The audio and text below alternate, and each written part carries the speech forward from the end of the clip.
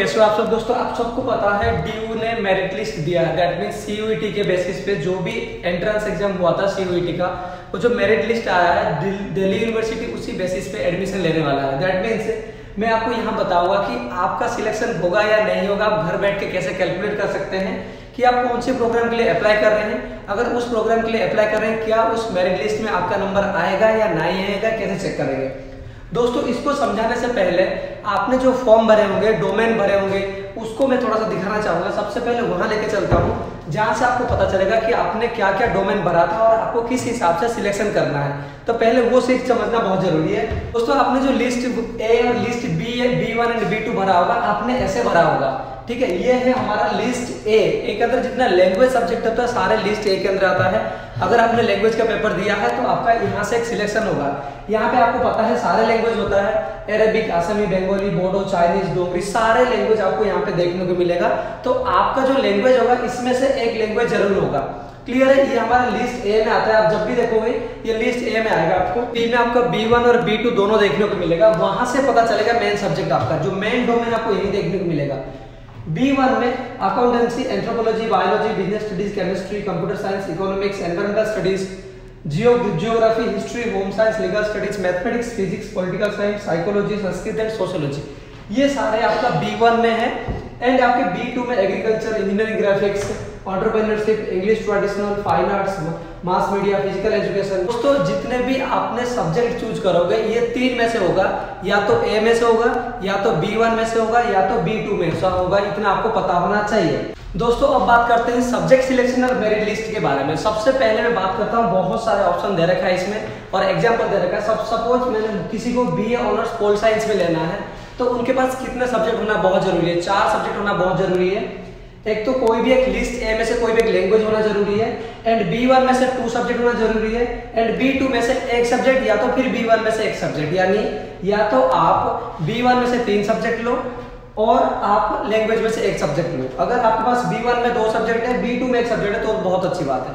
अगर सारे सब्जेक्ट आपके लाई करता है और उसका जो आप परसेंटेज कैलकुलेट करते हो, अगर उसका मार्क्स 620 से ज्यादा हो रहा हो देन आप पोल साइंस BA ऑनर्स के लिए अप्लाई कर सकते हैं। अगर आपके सब्जेक्ट लिस्ट A, B1 और B2 मिलके इसके अंदर नहीं सेटिस्फाई कर रहा है और 662.156 नहीं हो रहा है, देन आप BA ऑनर्स के लिए अप्लाई नहीं कर पाएंगे।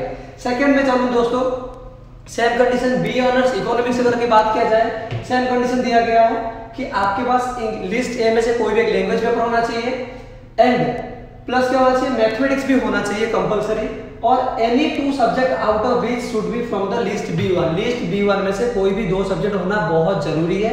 तो आपका 4 सब्जेक्ट हो जाएगा। इसके साथ साथ आपका जो मार्क्स बनेगा 583 होना चाहिए।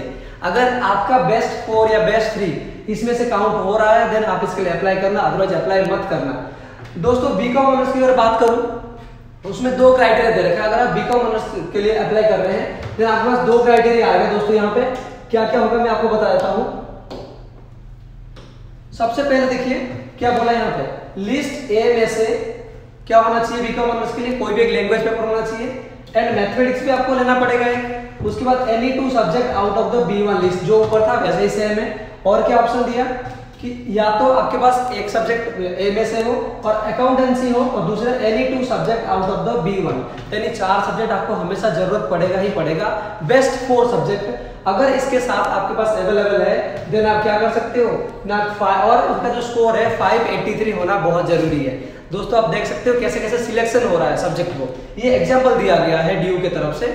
सबसे पहले आप अपना ग्रुप ए चेक करना, B1 और B2 चेक करना। B1 में से कोई भी 2 या 3 सब्जेक्ट उठा सकते हो, और ग्रुप ए में से 1 सब्जेक्ट उठाना जरूरी है। तो आपको 4 सब्जेक्ट अगर सेटिस्फाई करके इतना स्कोर सब कर रहा है तो देन आपको सेटिस्फाई आपका इसके लिए एलिजिबल हो गए, अदरवाइज आप एलिजिबल नहीं हो।